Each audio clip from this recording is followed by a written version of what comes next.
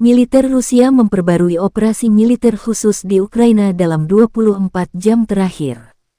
Juru bicara militer Rusia Letnan Jenderal Igor Konasenkov tanggal 20 September merilis serangan presisi tinggi menghancurkan markas sementara Brigade ke-81 dan Brigade Mekanik ke-66 Angkatan Bersenjata Ukraina dekat Chervony Oskol dan Studenok wilayah Kharkov.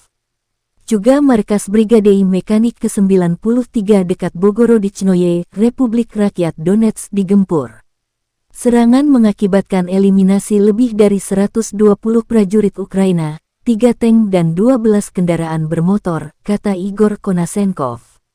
Serangan presisi tim pasukan Dirgantara Rusia juga menghancurkan markas sementara Brigade Marinir ke-35 Angkatan Bersenjata Ukraina dan Brigade Pertahanan Teritorial ke-114 dekat Novogrigorovka dan Novaya Odessa, wilayah Nikolayev. Serangan di titik ini mengakibatkan eliminasi lebih dari 70 nasionalis, lebih dari 15 unit peralatan militer khusus dan kendaraan bermotor.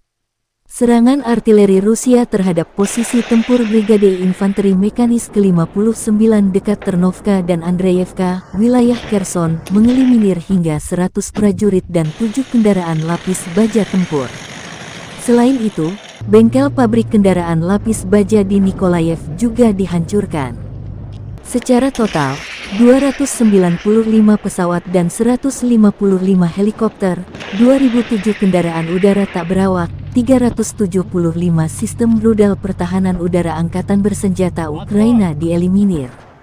Juga 5.038 tank dan kendaraan tempur lapis baja lainnya, 839 kendaraan tempur yang dilengkapi dengan MRLS, 3.403 meriam dan mortir artileri lapangan, serta 5.719 unit militer khusus dihancurkan selama operasi militer khusus, kata Igor Konasenkov dikutip Tribun Timur.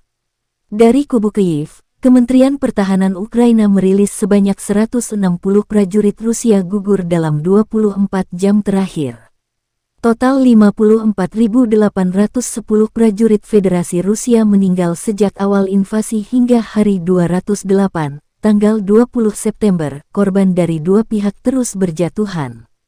Belum ada tanda konflik Rusia dan Ukraina berakhir, sejumlah pihak termasuk PBB terus memediasi dua negara tetangga ini berdamai.